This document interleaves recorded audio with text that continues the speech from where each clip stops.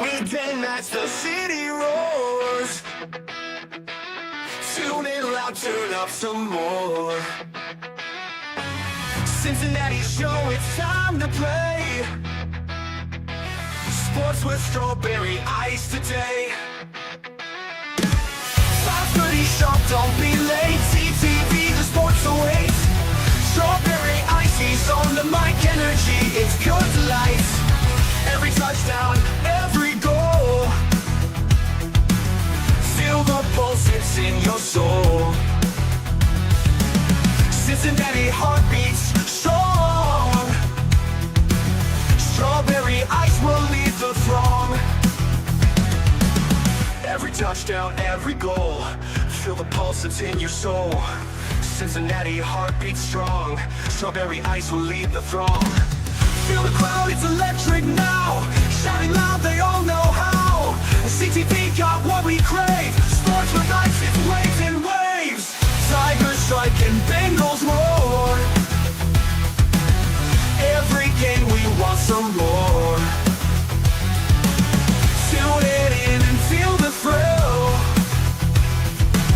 Strawberry ice, he's giving chills. 5:30 sharp, don't be late. CTV, the sports await. Strawberry ice, he's on the mic, energy, it's pure delight.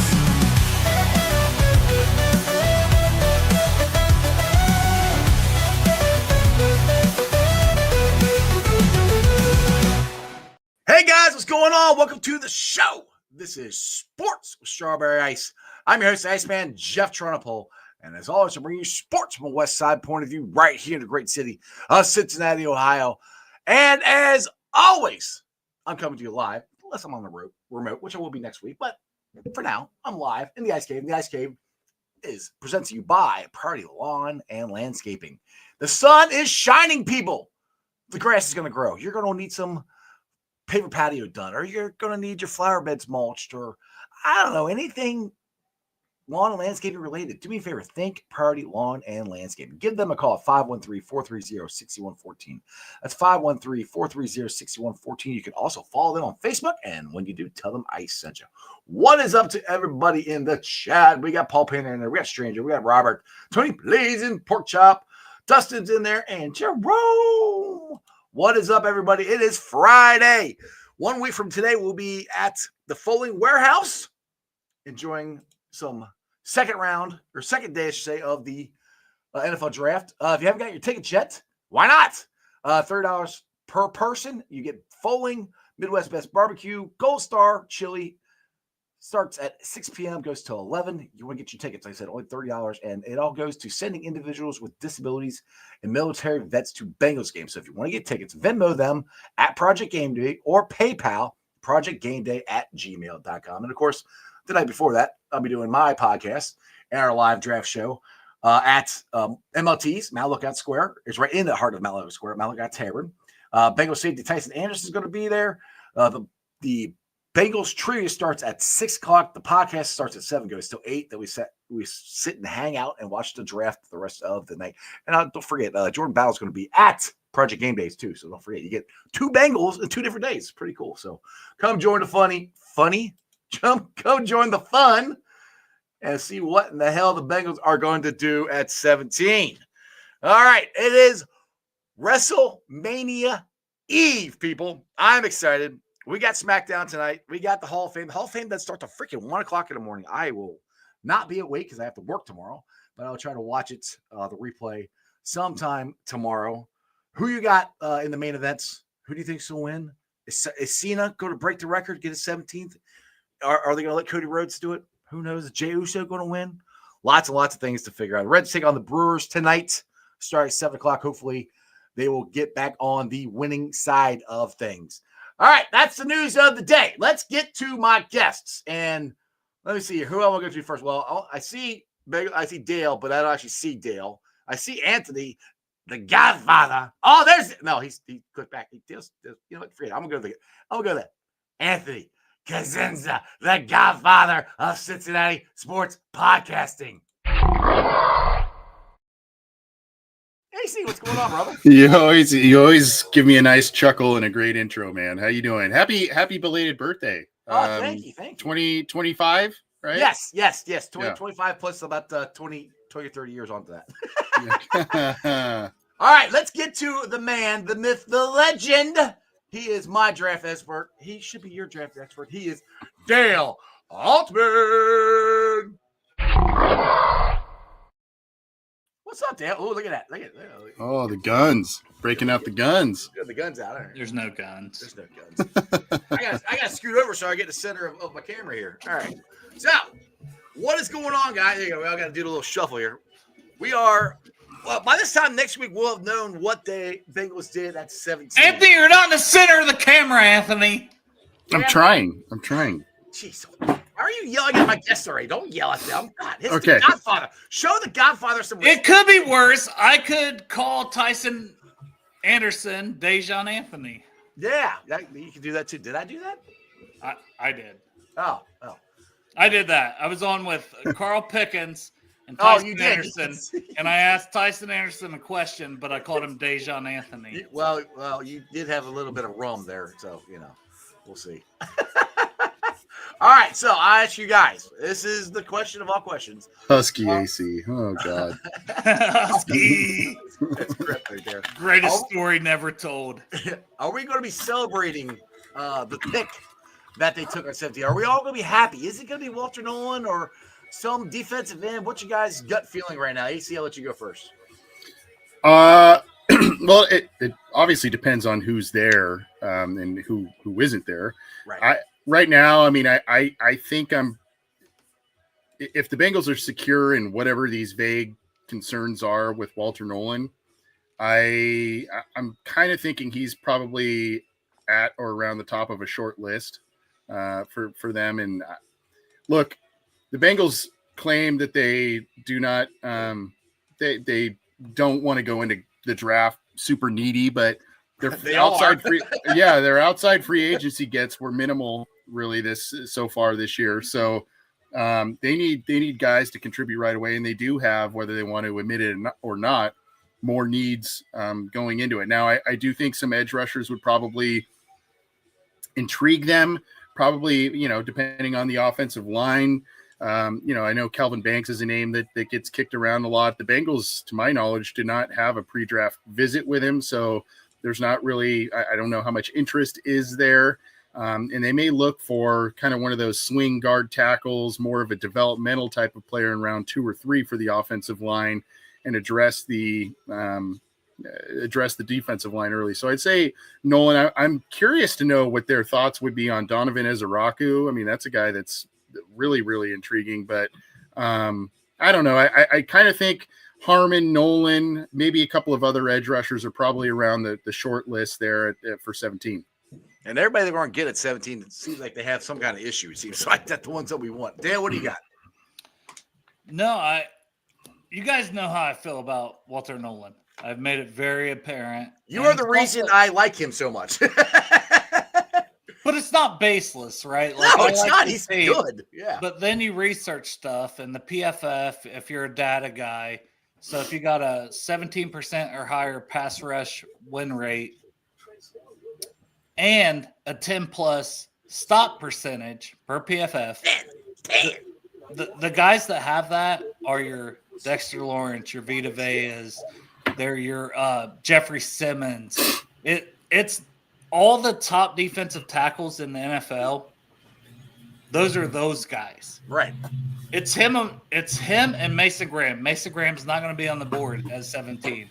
So if that's the two and Walter Nolan is there at 17, they finally address that deficiency as an interior pass rusher. But he's more than that because he's a great run stopper. Like, his floor is a great run stopper. I mean, Anthony, I think you've probably heard this a lot also from John. I think John has similar feelings to me when it comes to Walter Nolan. But I will mention a couple more names for 17. The Jihad Campbells of the world. The shoulder injury scares me, but I think that's the only reason that's the only reason I would not take it there, because we need somebody to start day one and he won't be ready. That's it. That's the only reason. Malachi Starks at safety. I mean, some people like Nicky Memori, but I think I would want Starks paired up with Battle. If it was me personally, if I was picking a safety, I'd Who's want playing that. music, by the way? It's I not keep me. hearing music. AC got the AC, music on in the you got music background. rocking, AC? Something. Oh, California music. no, it's my son decided to crash the cave, and he's got Okay. I don't think he's watching planes or something. But I would agree. Yeah. I would agree. Like if they go guard, I don't think it'll be Booker. It could be Booker. That's a name to If he's still there, yeah. monitor. He's big. If they still like big guys, right? It's a new O-line coach. But Kelvin Banks for sure, because 3 years at left tackle for Texas. So you play him at left guard, right guard, wherever you want to play him at guard, and then in 2 years, after Orlando's contract is up, maybe he's your left tackle of the future. I think that has extreme value in the first round. And then Mike Green, if it wasn't for those two minuscule sexual assault allegations, just those things, yeah. he If would it wasn't for him, I'd be all over him. So Yeah. As a Riku, though, I love him. So when you mention him, I love that. But I just can't get past like Walter Nolan. I know there's some mumblings for off field and how much does he love. John rocking out the AC's music. Is it playing? Yeah. It's Oh, playing. oh, good God! I have my headphones on. I didn't know it's. You got to turn that down, buddy. You got to turn it down. I told you. Good God! Sorry, guys. I'm like deaf. I got the noise canceling Oh, headphones like I can hear here. it. Like, yeah, like YouTube's going. I was like Crypt Keeper. I'm like, he must be reading my son's mind. He loves Tears for Fears. So, anyway, Hey, it's a sorry, good man. song. Hey, it's a good song. I like it. Turn it down, Perfect draft for me will be Nolan at 17 and then get I'm gonna say his name wrong again. I keep saying Rutledge, the guard out of Georgia. Tate Ratledge or Ratledge. Jonas Savanaia. That's to me. That's that. If they get those two, I'll be ecstatic. Because that gets your interior defensive line and your interior offensive line in two shots. And the thing I keep saying about Nolan, what I like about Nolan is he gets pressure up the middle, which will take pressure off of Trey, and hopefully Joseph Osai can get more pressure on him too, get more pressure on the quarterback, and we can actually get a pass rush. Yes, Dale. You don't have to raise I your hand. wanted to ask a question for AC. So there's a lot of people that talk about edge, like, oh, a sweet spot is the second round. To me, it's not. If you don't get that edge in the first, which I don't like, there's too many concerns with the James Pierces, the Mike Greens. I think the sweet spot is actually going to be the third round for an edge. Do you disagree with that? Because I don't. Jordan Birch, Aston Gelati, maybe Braden Swinson that could be there in the third. So we just took the air on our show, and the 3 picks that I made, John and I had a little bit of similarities, but the 3 picks I made were 3 guys you both just said. And that was Walter Nolan was the first pick. Savanaia was the second pick that I made, and Gelat was the third pick that I made. So, and I was pretty happy with that. John went with Nolan, Watts, and Dylan Fairchild as his picks for the 3 rounds too, which I thought was pretty decent. So that's, to me, that checks a lot of boxes. 7A. Hold on, what was John's again? Sorry to interrupt. It was Nolan, Xavier Watts. Oh yeah, and, if they go, Dylan Fairchild. Yeah. I like that too. I think both of those are good. Yeah.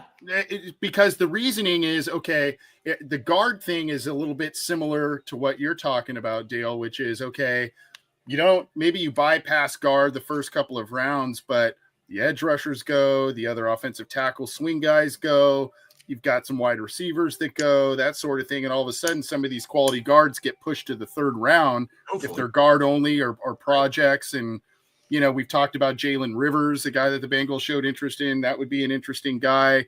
Miles Frazier from LSU would be a slam dunk in the third round. Yeah. So I think you could play it either way and still potentially get a quality player at either one of those positions. But if we're looking through the Bengals goggles here, what do they seem to value more in the positionally, traditionally? And that is edge over guard. Guard depth for them is way down the pecking order. So that may be the way that they go, defensive tackle, and then maybe, well, to be fair, if we're going by what they do, it wouldn't be defensive tackle in the first. No. Yeah, that's true. That's true.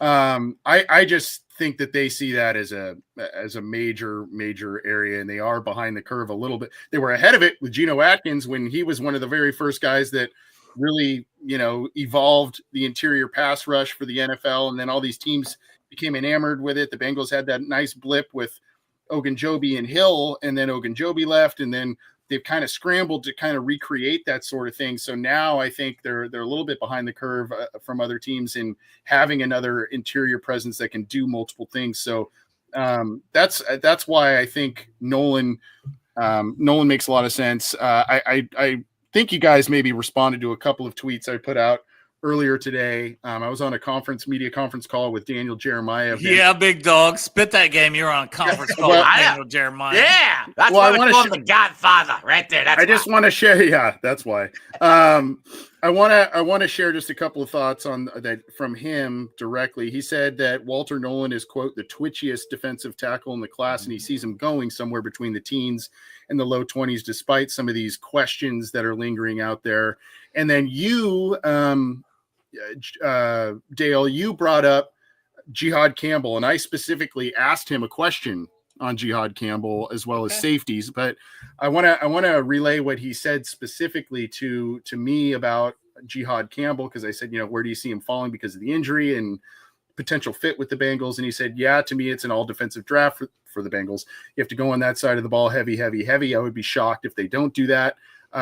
Jihad Campbell, I love. I know he's been a little physically beat up coming into the process, so you have to have your medical group be comfortable there that he's going to be fine. And once we get into the season, and this is where it was specifically really neat. To me, he's dynamic. He's versatile off the ball, on the ball, big time speed. For a team that's going to be playing against Baltimore and trying to climb that mountain every year, I think he matches up well with them. When you think about somebody who can come downhill and get Derrick Henry on the ground, you could spy him against Lamar Jackson, and he can close down and try and suck him up off the perimeter.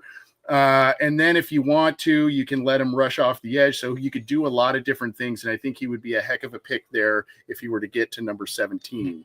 So I just thought it was very interesting in his specific mindset. I know he's got some background with the Ravens, I believe, but I thought that was a really interesting take on Jihad Campbell from, as a Bengals pick and how they could potentially use him going forward, specifically against the Ravens. I think he's a blue chip guy. He'd probably be top 10 if this injury thing wasn't out there. Oh yeah, that's exactly it. That's the thing that scares me is just that, because it's because the Bengals did what they did, where they haven't drafted well in the last couple of years, and linebacker right now scares me. I mean, there's three positions that scare me, and it's a pass rusher, either edge or interior guy, hopefully both. Gotta get at least one guard, because I don't like any of the guys we have there as far as starting. Hopefully I'm wrong, but I don't know. And linebacker, you got Pratt, who we're still waiting for him to cut him or trade him. And you got Logan Wilson and I always forget the guy who signed from the Eagles. But you Warren Burks. Yeah, you still need another one, I think. So that's where, and I'm like, and I know a stranger.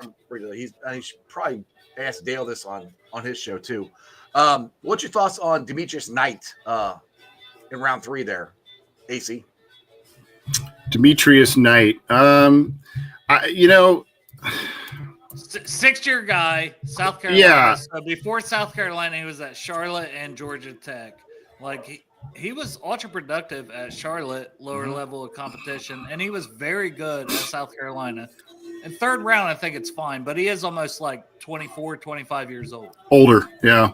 Yeah, he's an older guy, yeah. But he would be a pretty good plug-and-play one, I think. Plug-and-play, yeah, for Pratt. And that may be, like, honestly, if they haven't taken one in his third round, he may be the best of the bunch. Like, yeah, I like 4, 5, 8. Lyle Munden.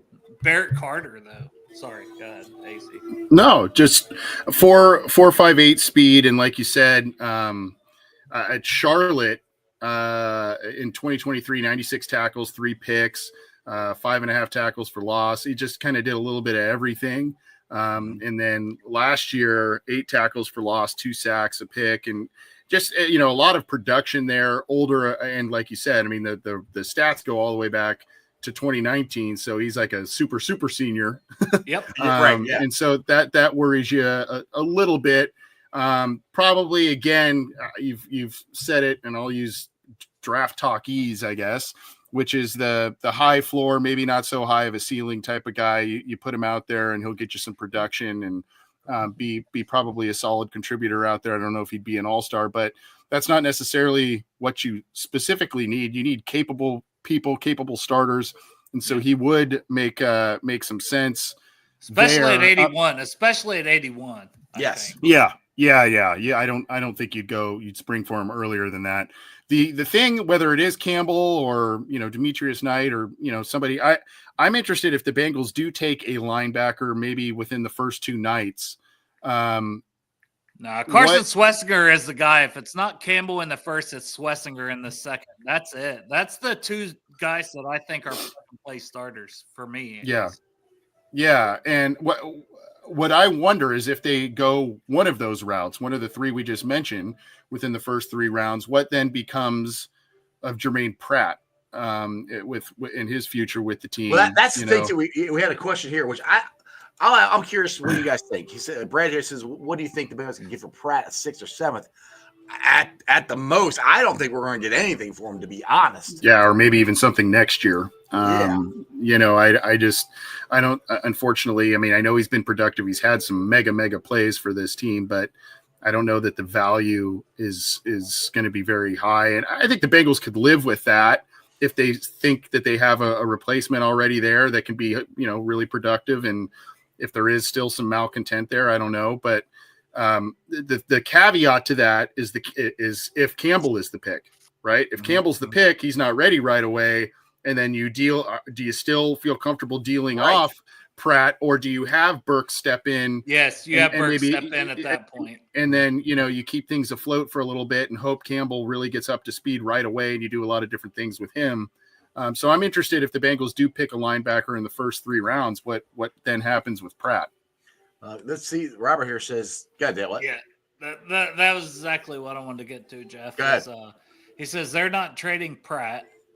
He will have a role because he knows Al Golden. I would disagree with you on that, Robert. I was going to say the same thing. Yeah, I would disagree with that. The reason he didn't play on third downs was Al Golden was the third down coach. And after he left, then Al Golden comes back and he wants a trade. Right. He doesn't necessarily have that role with Al Golden that he wants to have, what he thinks he is. Right. And maybe what he thought he could be 4 years ago. That's just not who he is. But also, I just believe that Al Golden is ready to move on from Pratt, assuming they can get any kind of competency there. So I think if they took Campbell and he couldn't play for 2 or 3 games even to start the season AC, I think that they would still cut Pratt, because from everything I've heard, and I'm not an insider, but from everything I've heard, I know he was a captain, but he's not a good captain. And we all seen with the Joseph Osai stuff. So, well, we have another special guest in the waiting room. I want to get to him. He's a superstar, a man amongst men. He should be in WrestleMania right now with his beard and his name. Could you see him flying off the top rope and just chokeslamming somebody? I would watch that. I would watch that. He's the man. He's the myth. He's the legend. He's Pork Chop.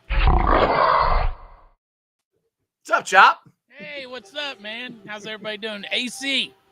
What's going on, buddy? It wouldn't be a Friday show without you, man. How's everything on the West Coast? It's going all right. How about you? I'm doing good, man. You know what, though? I want to pop in here. You guys are talking smack. All right? Jihad Campbell misses 1 or 2 games. Who gives a fuck?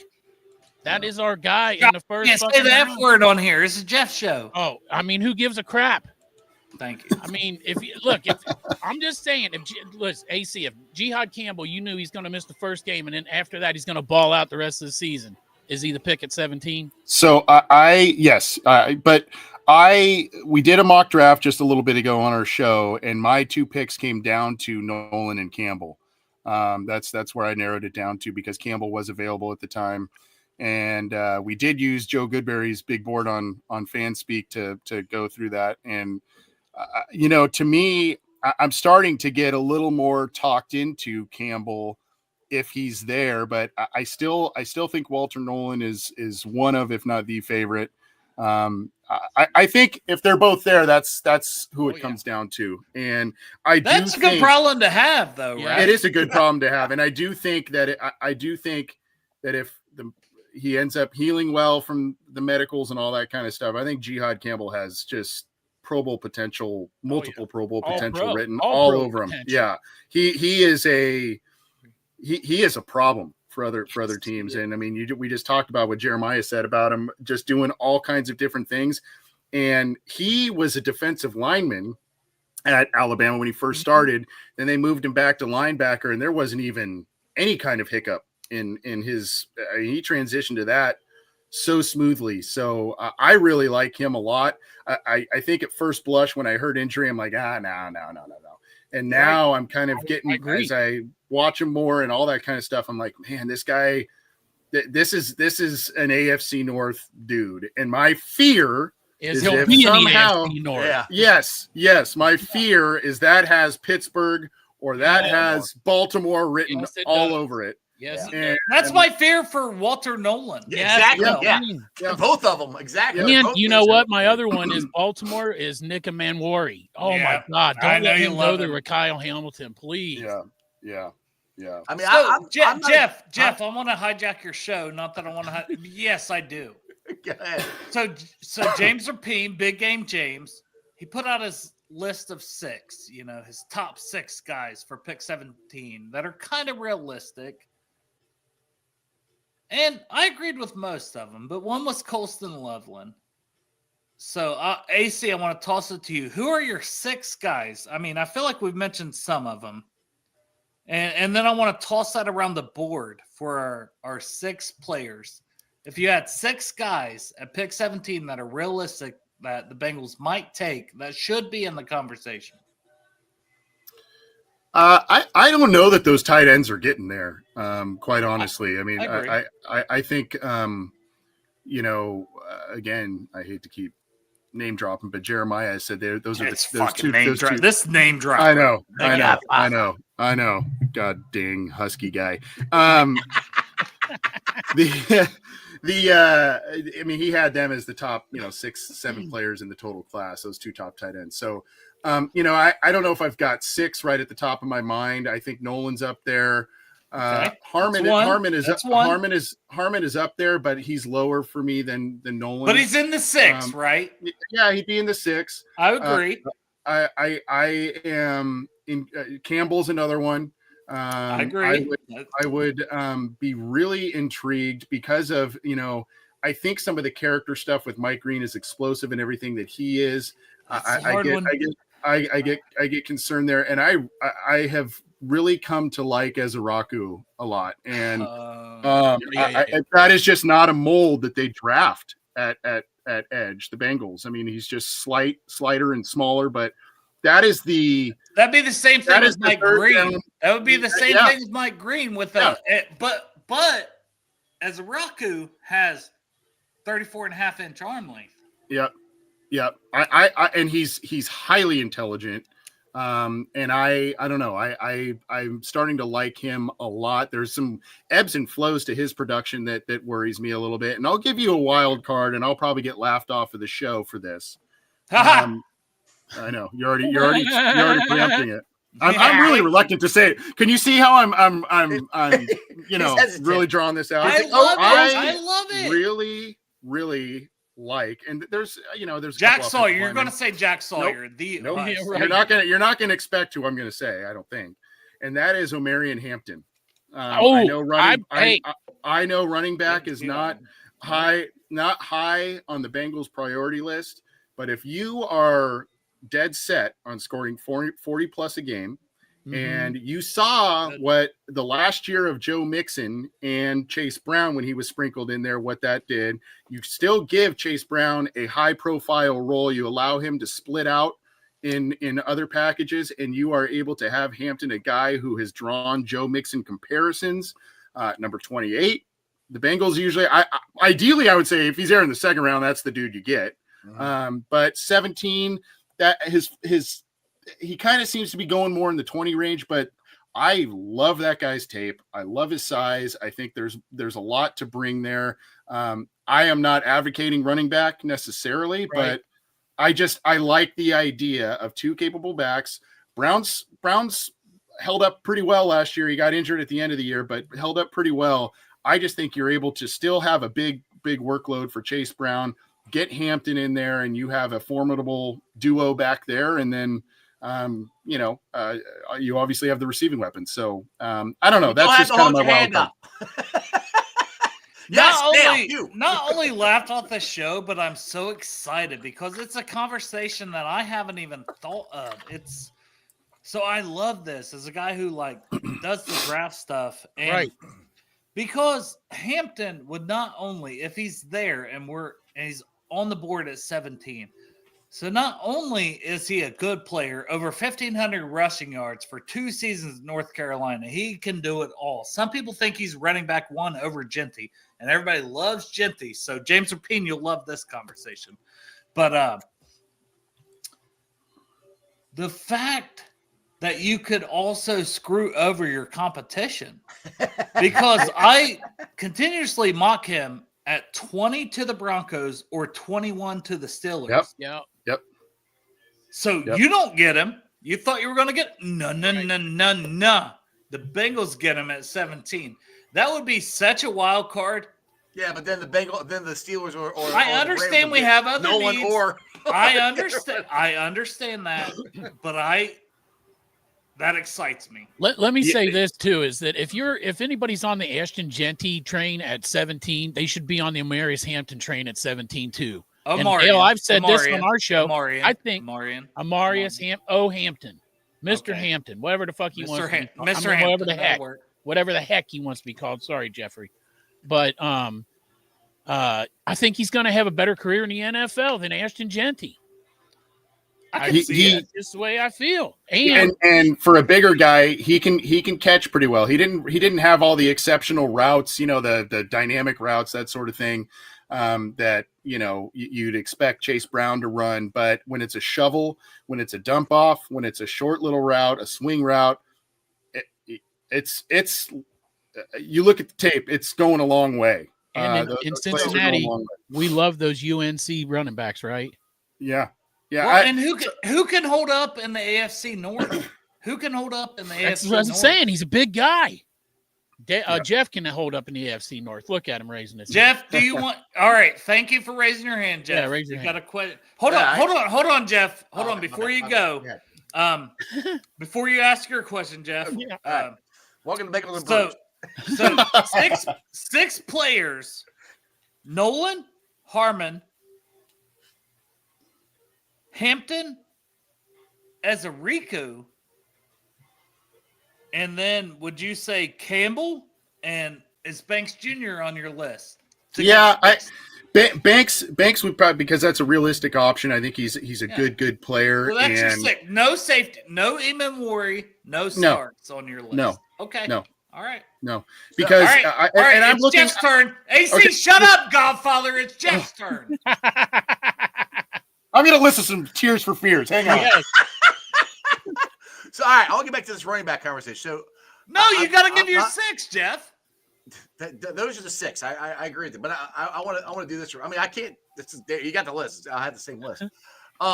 So my question is, just say they do that, take the running back at 17. Well, then how you kicking the guard down the camp, because you're getting this elite running back, but you still have shitty guard play, and we need to run up the middle, and we don't know what our guard play is. I mean, you could get Rutledge, but then you don't have an edge, or there's a lot. I understand what you're saying, but just way bigger needs for me personally at guard and edge and linebacker than 100%. running back. Yeah. Jeff, let me reiterate what AC said earlier in the show, and I commented. There is a lot of value for guard in round 3 and 4 in this draft. Starting right, fucking guard. Goddamn guards. But do we trust the Bengals to yes. get that right? Because they haven't. That's where my so I'll tell you what, our offense last year with a shit line put up over 28 points a game. Our defense you mean crap line, sir. Crap line. Our defense allowed just as many. You can cuss. You have my permission to cuss. Don't worry. If you're gonna roll it back with the same team and improve one side of the ball, let's aim that to the defense. Like I don't want to get Joe killed either. But I'm just saying, like, with the line that he had last year, which was very porous, he got hit a lot of pressures. He still put up over 28 points a game. So if I want to win games, my confidence is picking defense first, getting your defensive players first. Yeah, that's what I'm saying. And then worrying about the offensive line in round 3 and 4. Well, to me, I want this is the perfect one for me. I said this before is I want Nolan and then or Jihad Campbell. We'll see. I'm kind of leaning that way a little bit. If they get him, I won't be upset. I really want Nolan and then getting the guard there because just guard play. We got guys who like if it's Kirkland, he's got what 7 snaps or something on the season. You got Cordell Volson. We know we had there. Cody Ford, I'm okay with. It's still not. I'd rather have him as a backup because he's so versatile. He would be better for this team as a backup. And then you got the guy who signed for the Saints who I don't really know a thing about. So that's where I'm like the interior of this line coming straight up the middle at Joe Burrow is the weakest part that it's been. Now, maybe I'm wrong. Maybe they're right. And maybe these guys are good, but I just don't see it. That's where I'm like, I'm not willing to take that chance. What about your boy, Luke Kandra? He'll be there around 4 or 5. Well, I'm okay. That'd be cool. So, but I want a starter. And the thing is, with the guy from Rutledge, the guy from Georgia, he's already played with Mims. So the thing is, like, this is for me. If we're going to score 40 points a game, how about this? How about we have a running game that could control the ball, keep the offense on the sideline, and we could have longer sustained drives? That's kind of where I'm like, the offense can help the defense out that way. But let me give you guys a scenario real quick. Let's just say when the Bengals are on at 17, Banks is gone, Campbell's gone, Nolan's gone, maybe Harmon's still there, and Hampton's there. And you go, okay, some of the top offensive linemen are gone. Some of the top defensive linemen and our top targets are gone. We really do like Hampton. You look at how the Bengals have traditionally valued or not valued safety and guard, right? Mm-hmm. They let Jesse Bates walk. If they draft a safety, it's usually in rounds 2 to 4. That's always kind of been their deal. Running backs have largely, and their best ones have largely been in round 2, but they've sometimes sprinkled them in round 1. And you kind of look at the history there, and then you look at guards, that's usually rounds 3 and 4. So let's just say, for the sake of argument, a lot of their top guys are gone. Hampton's sitting there. You take Hampton, and then you wait till round 3 to get a guard. Maybe you get a guy that you think can start day 1, or you can develop into a starter. You still have potential post-draft free agent options at guard sitting out there. Dalton Reisner got a couple of headlines this week because he kind of mentioned some teams, and I guess the Bengals were sort of in that video that he put out there. You have Brandon Scherf still sitting out there, to my knowledge, and you know that he's probably waiting to see what teams and the perfect opportunity for him. So I'm not advocating necessarily for a Marion Hampton at number 17. I think it's an intriguing option and would bring a whole new element to this offense. Right. And you can still pivot from that pick, have a productive draft, and or with the limited amount of picks that you have, you can then go to post-draft free agency and get some of these rental deals to potentially compete or take over starting guard spots. This is what irritates you about how the Bengals have screwed up the draft last couple years. If they hit on a couple more guys, this wouldn't be such a hard thing to figure out because there's so many holes. If they had done better drafting and at least fix some of our problems and not have so many, or sign some of the free agents. Now the thing is too going to Reisner. Jeff, it's my show, right? Yeah. No, hold on a second. So going to Reisner. One thing. I'll let you have the show back in a second. Going to Reisner. What scares me is he keeps saying that he wants to come here, but you don't hear anything from the Bengals, which sometimes I don't want to hear anything from the Bengals, but I don't know if there's actual interest from the Bengals. I mean, I legitimately think that they're comfortable with the guys they have, and they're going to draft somebody or 2 guys, I don't know, in the draft, and that's what they're going to try to do at guard. That's what I legitimately think they're going to do, and it scares the crap out of me, to be honest. Now you talk, Dale. Well, I didn't know. I mean, I feel like we need to answer that question, and I'm going to go to the Godfather to answer that question. I mean, unless he just answered it, I was out checking on my dog. Yeah, I think they may look at post-draft free agency for veteran help. No matter how, I think they're going to. They could have looked at pre-draft free agency for veteran help. Sure as hell could have. They sure as hell could have, and they didn't. I think the ideal player for them is someone that has tackle, guard potential, versatility. So someone they think that can come in right away. Maybe they played a lot of tackle in college.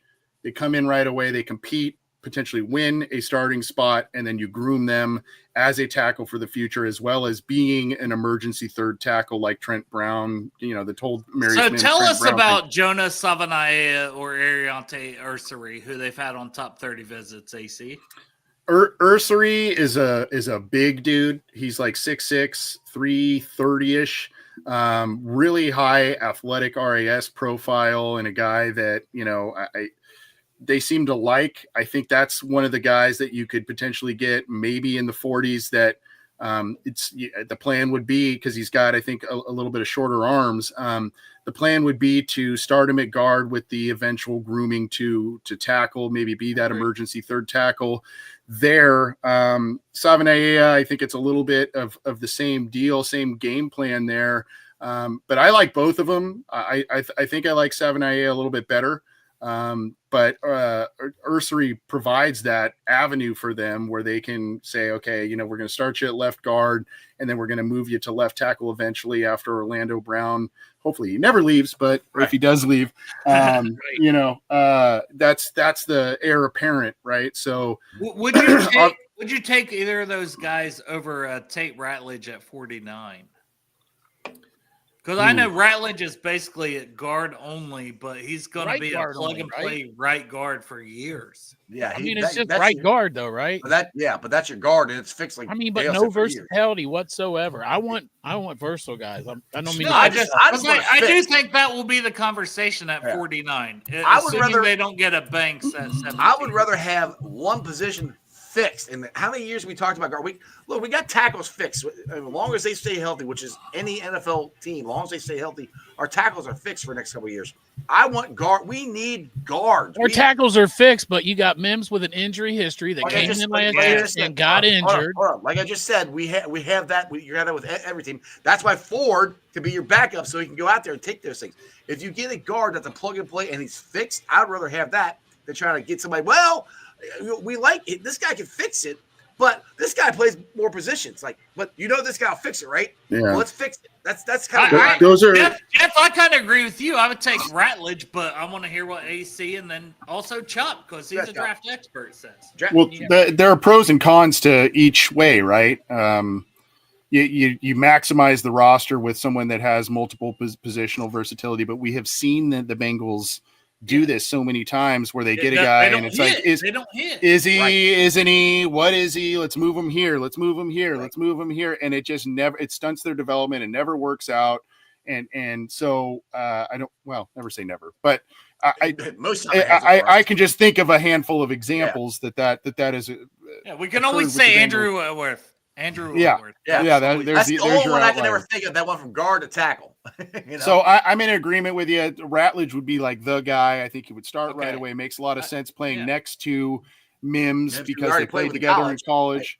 Right. Yeah, another guy we talked about on our show today that I hadn't thought about it. I know I hadn't thought about him a bunch, but Jared Wilson might give you some center guard versatility as well, kind of.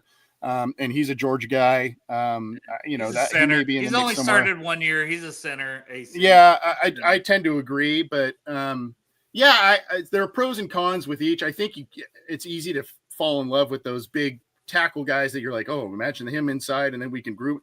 You kind of fall in love with that idea, but it just doesn't always work out as planned. Whereas a guy, you go, okay, but he's limited positionally, but he could be the immediate and long-term answer at a potential spot. All pro ball type of guy. And that's the thing. If you're not getting it in the first for the versatility, I don't think you're getting it in the second. I honestly don't think you're getting it with Ursary or Savanaia. I think if you get him in the second, they could do it for a game. Donovan Jackson, if he falls, he could do it at Ohio State, won a title, but I don't think that's Ohio State won a title. I didn't know that. I never heard that before. All right, go ahead, Chop. What do you think about all this? My thing is that I'm just going to keep coming back to. I think that the guard value is around 3 and 4. I don't want to waste a premium. I understand the thing with Tate Ratledge and the mullet. I like that, and I'm not going to be mad. if they take Tate Ratledge in round daggone 1 at 17, I'm not going to be super mad about protecting Joe Burrow. I'm just saying that, like, I want our first 2 picks to be defense, like difference makers on defense. Well, the thing is, though, to me, you have this is what I think the Bengals think. I think they are okay with Osai and Murphy, and then getting an edge in round 3 or 4 or 5. I really do. And if you go, and the thing is, like I keep saying, if you have Nolan in there, that's the pick. This is what I keep saying, and he does get the push up the middle, and he takes more pressure off the edges because they got to worry about the pressure coming up the middle. That'll get Joseph Osai more. That'll get Trey Hendrickson more. So that's where I think I have no idea, but that's just what I think the Bengals are thinking. Don't sleep on Cedric Johnson as well. That's my guy. Yeah, that too. So the Bengals always hold their players in higher value than we do. I mean, that's why I'm scared with the guards. That's why I think they're okay with edge. I do think they're going to get one later down the line, but that's just the way I think, because I just kind of keep looking at how they do stuff. Like who thought they were going to draft Miles Murphy? I mean, did anybody think that? I didn't. I did. I did actually. I did. Yeah, Dale actually did. I said him or Brian Breesy was going to be the picks because the Marion Hobby connection where he coached at Clemson. I said that on a live show, Jeff. You were on it. Jesus Christ. Yeah, it was 2 years ago. I forgot. Okay, my bad. You weren't even over 50. You weren't even a member of AARP then. I know. I'm not yet. I'm not that damn old yet. Jeez, you're old as shit. You can be a member of AARP. You now qualify for. Hey, you can go to Red Senior Day and get half price tickets now, Jeff. Hell yeah. What I was going to say is we have a new defense coordinator. We have a new D-line coach. We have a new O-line coach. So we don't know exactly what they want or how much say they'll have, to be fair.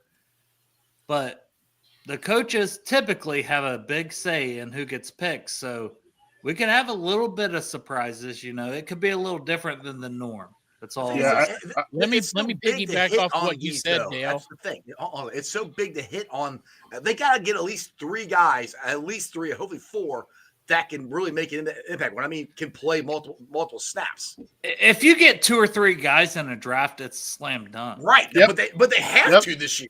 They have to. That's the point. Well, listen, Jeff, earlier you said, that they haven't hit on the draft. And my thing is maybe they did. Maybe they did. Yeah. Maybe Lou Anarumo was not good at developing young players. We got premium picks on the defense, and none of them have developed right. So 6 out of last 8 picks. Yeah, 6 out. I don't disagree with that at all. Did make good picks. Yeah. We all liked the picks when they made them, and then they just didn't pan out. The offensive side of the ball, there's been great player development. The defense is not. Joseph Osai said some weird shit not too long ago, saying that like the last 5 weeks after Lou dumbed down the defense, that's paraphrasing, that they were a lot better. So maybe that was part of the problem. That's what I'm hoping anyway. I'm a Bengals fan, and I'm always like, this is our year. Did you notice that when the Bengals were investing heavy resources in outside free agency on veterans on defense with Lou Anarumo in 2020, 2021, 2022. And I'm talking, even Eli Apple, but I'm talking DJ Reader. I'm talking, the list, Larry Ogunjobi, BJ Hill, all those guys. The whole defense. The defense was at a much different level than when they relied on Lou to develop young drafted talent. And that's when things hit the skids. So now I think they're relying on Golden to be that player development guy, because now they're crawling into that outside free agency shell because of the big deals they just gave out to the receivers. So they're hoping and praying that Golden's going to be this, player development savior. And so that's why I am curious to know about what happens if Watts is available in round 2, and will Al Golden pound the table for a guy like that, because he was not responsible for signing Geno Stone and that sort of thing. That's another wild card in there where I go, what happens in that scenario? And that's where you don't get guard, right? That's where you don't get guard. How much pull does he have if they make, if they make or don't make that pick? That would tell you kind of a lot as to what they think of him and what they need. And it unfortunately would probably be a bit of an indictment on Geno Stone, who ended up playing better down the stretch too. Anthony, he at should the have. combine, he literally said that him and Watts had the same heartbeat. When they were playing. I mean, this dude loves Xavier Watts. Yeah. I mean, and the thing is, Al Golden should. I mean, they're putting. I said this, and Chop, I agree with everything you said. They're putting a lot of all their eggs in one basket in Al Golden to develop these guys because they haven't went out and got anybody. So they are, and that I've said that before on the show. That the loose downfall is. Like, I kept screaming it last year. I love Sam Hubbard. Why did Sam Hubbard have more snaps than Miles Murphy or Joseph Osai? Why did he keep playing them? And it's like Jordan Battle. How many times do we bang on the table? Dale, I know me and Dale said it, and Chop said it too. Get Jordan Battle in there. And it's because Lou Anarumo's trying to teach calculus to first graders. They're just coming into the NFL, and he's throwing the calculus at them. You know what I'm saying? But how does a player get better with game reps? You can't get better without game reps. 100%. And you wouldn't give them to him. Right. And I'm also interested if the Bengals do go with edge defender. That's why Azaraku intrigues me a lot, because that is completely against the grain of what they've invested. I would love it too. That is just a problem waiting to happen for a team, even if he's on a rotational basis to start his career. I mean, that's just a fastball among a knuckleball pitchers, right? I mean, just boom. Third down, AC, boom. You got this freak in there just getting after the quarterback. Yeah. So I'm curious to see if they're still going to be set in the bigger defensive ends that set the edge and helping the run a lot and all that kind of stuff. By the way, Zaraku still had a ton of tackles for loss in his career too. But, I'm just curious to see if they break some of the molds with Al Golden on defense and what they look for in terms of what they had been looking for prior to him being the defensive coordinator. And if Michael Williams, go ahead, Dale. Michael Williams, I've told Chop this. Michael Williams going to the pick, and I'm going to be so fucking disappointed. So I see the upside. I get it. Same upside I seen in Miles Murphy, but we picked Miles Murphy at 28, not at 17. All right. Now, hold on. Holmes has put this in the question in the chat twice. Once over, we're going to be doing a live draft. Yes, I have a live show Thursday before the draft. Dale, I think, is live streaming all weekend, except for Friday. We're all going to be at the Fulling Warehouse. So we got two AC live coming shows. On Thursday. AC coming on Thursday. Yeah. You know what, guys? I am in Green Bay and officially covering the draft. So that'd be perfect. We got a live guy at the draft. Yeah. What is Pop in. I need to be your assistant one of these days. Yeah, I'm the Godfather's assistant. But no, so pretty excited about that. That's cool, man. You guys did that out in California, didn't you? I did it in Vegas. Yeah, okay, that's right. Yeah. If you're looking for a live and local event to go to Mount Lookout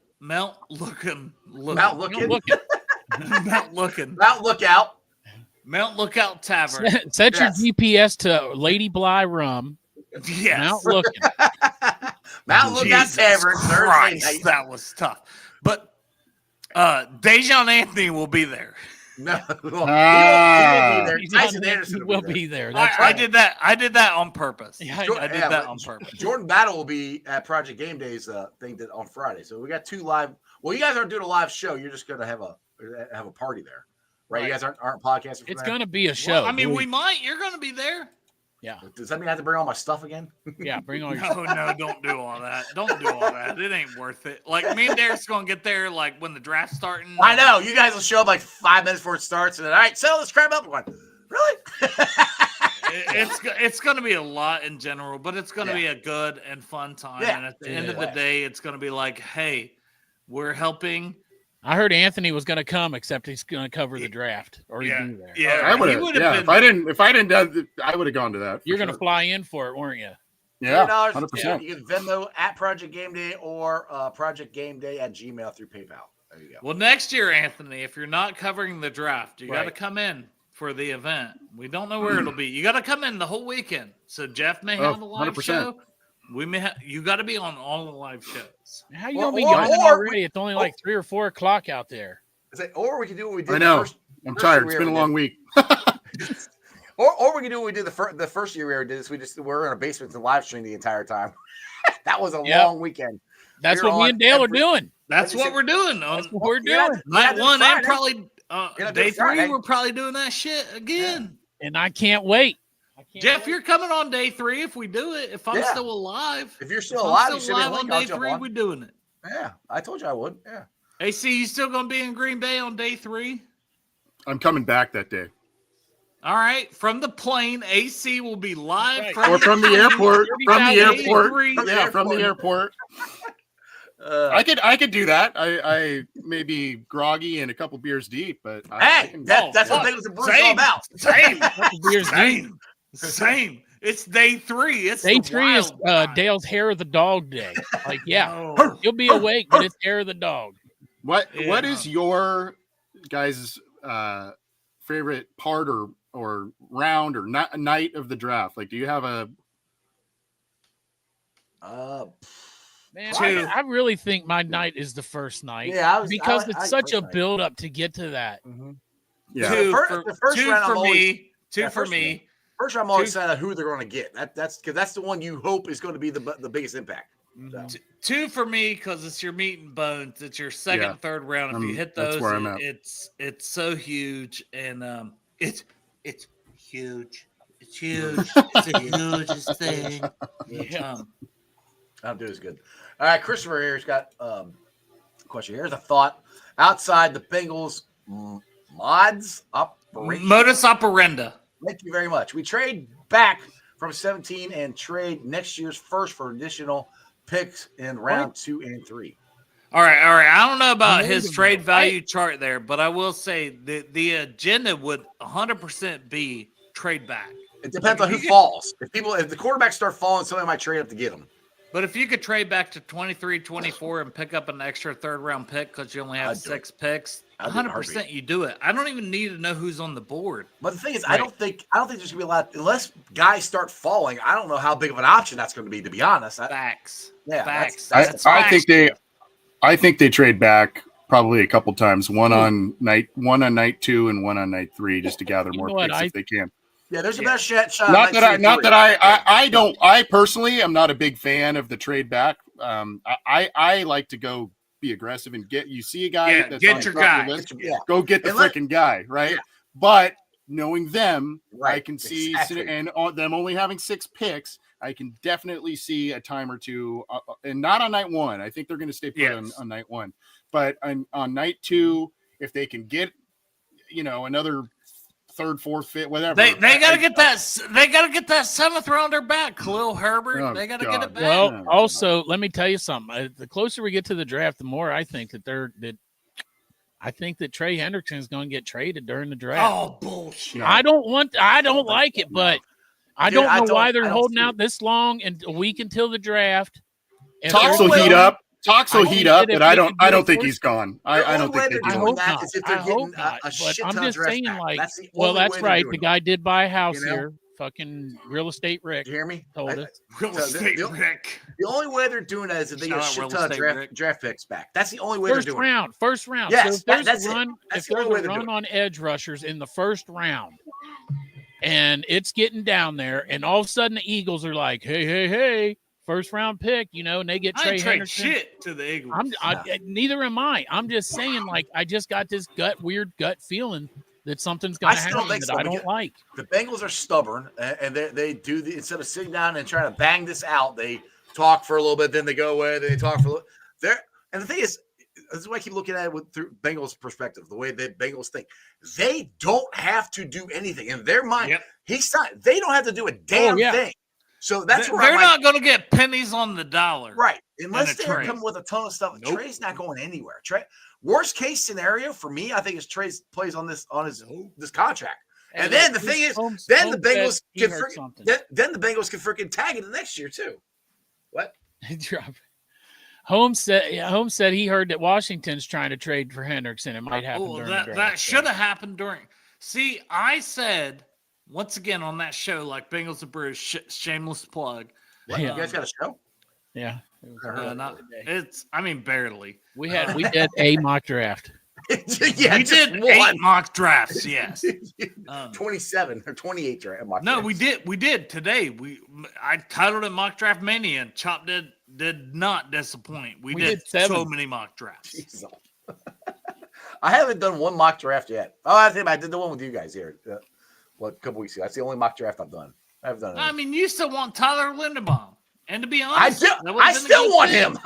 I remember you wanted him. I know. I want him like I want Nolan, but like Mims last year, I wanted him. That's the only one I've gotten right since we started doing these shows. That's the only one I've gotten right. I had inside information. I had someone that went out to dinner with Dave Lapham and like a week before the draft, and he was like, yeah, so Dave says Mims is going to be the pick. I was like, so every mock draft I did after that whole week leading up to the draft was like, Mims the pick. So, yeah, he's pretty dialed into the Bengals picks for sure. I think wasn't he the guy who called Tyler Eifert a long time ago too? He was kind of a one. Yeah. So what's does anybody know what Last been saying here lately? I ain't got shit, man. He ain't went out to dinner with him this year. I'm just saying. You need to get him to go out to dinner with him. Like I know. It was like some charity thing. Like him and his brother went out to dinner with him. Shout out KBR. Shit, I shouldn't have said that.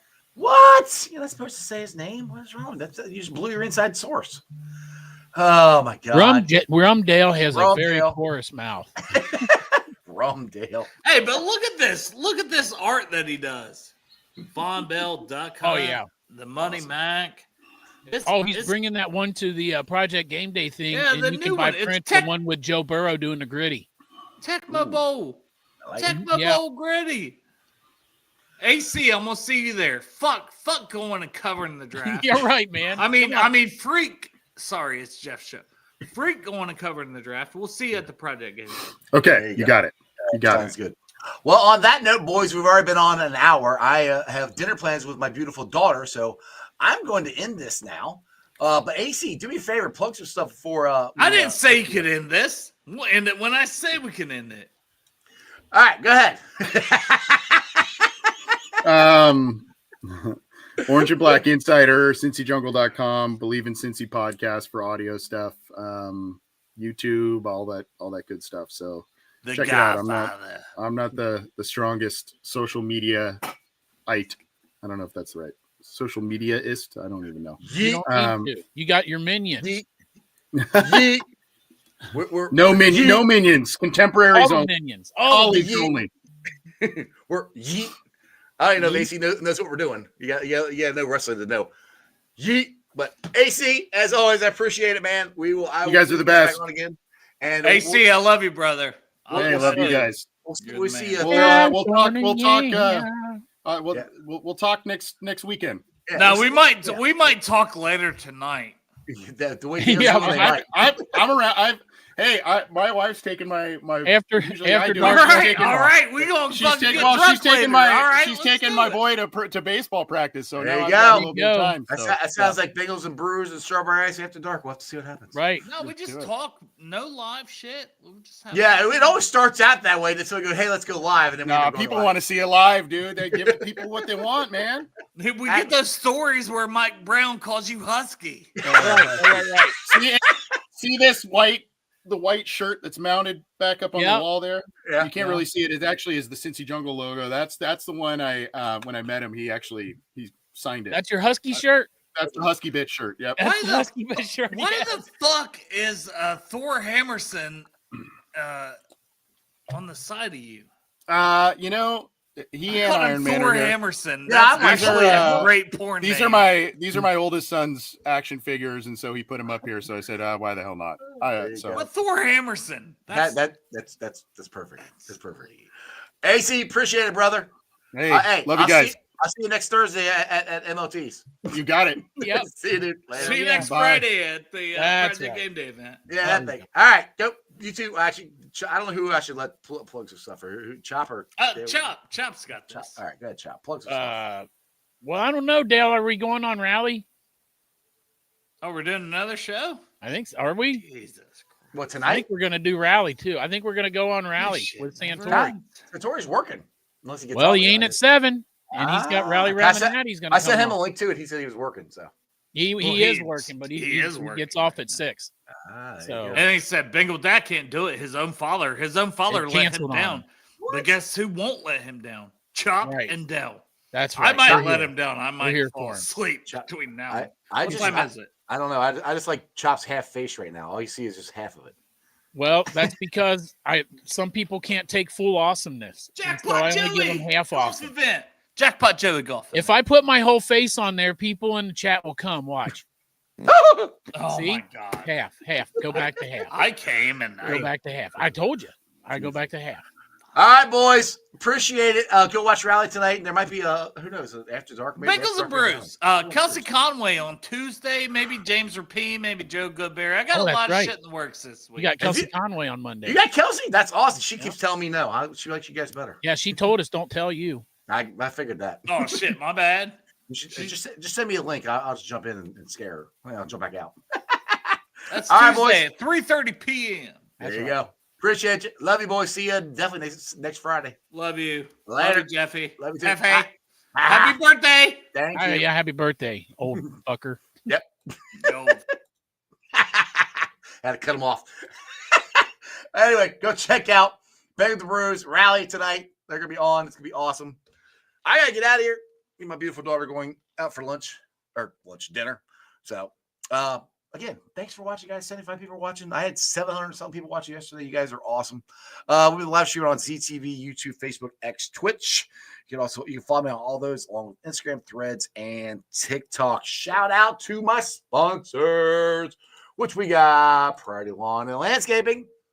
If you guys have multiple yards or just your yard, you don't want to cut the grass anymore, take Priority Lawn and Landscaping. Yeah, landscape, flower bed, or you want some more flowers put in, or shrubbery, or something kind of cool design, whatever. Think Priority Lawn and Landscaping. Give them a call at 513-430-6114. That's 513-430-6114. You can also follow them on Facebook. And when you do, tell them I sent you. Also, shout out to T Properties, quality housing for quality people. Check out the website at www.tpropertiesllc.com for all your rental property management needs and your rental needs. And shout out to Meyer Windows and Doors and more. You can contact them at MeyerCincinnati.com for all your windows and door needs. Like I always say, I have in my house. I highly recommend you get them in yours. And go through the draft parties again. We got draft party Thursday night. If you guys want to go out and about, come out to Mount Lookout Tavern. It's right in Mount Lookout Square. We have Bengals trivia starting at 6, so make sure you get your teams early. Get there early. We're going to give away prizes and stuff. I'll be hosting that. Then we have the live podcast. Starts at 7, goes till 8. Then we're going to hang out all night long watching the draft. Bengals safety Tyson Anderson is going to be there, along with Bengals legend David Fulcher is going to be there. We're going to have a great time. And then you can turn around the next day. And if you don't have your tickets yet, you better get them.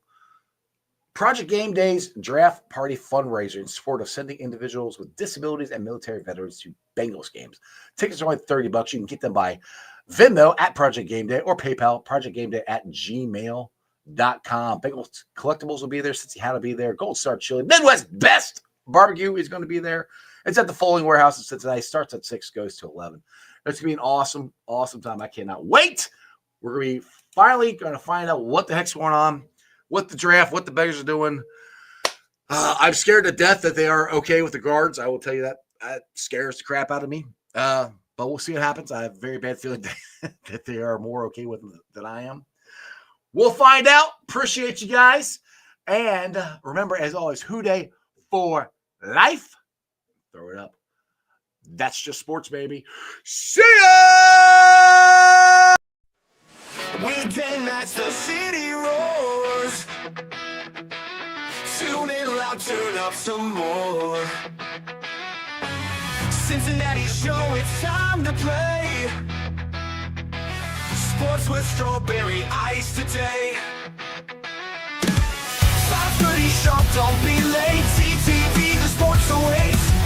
Strawberry icy's on the mic, energy, it's pure delight. Every touchdown, every goal. Feel the pulse, it's in your soul. Cincinnati heartbeats strong. Strawberry ice will lead the throng. Every touchdown, every goal. Feel the pulse, it's in your soul. Cincinnati heartbeats strong. Strawberry ice will lead the throng. Feel the crowd, it's electric now. Shouting loud, they all know how. The CTV got what we crave. Sports with ice, it's waves and waves. Tigers strike and Bengals roar. some more. Tune it in and feel the thrill. Strawberry ice, he's giving chills. 5:30 sharp, don't be late. TTV, the sports awaits. Strawberry ice, he's on the mic, energy, it's pure delight.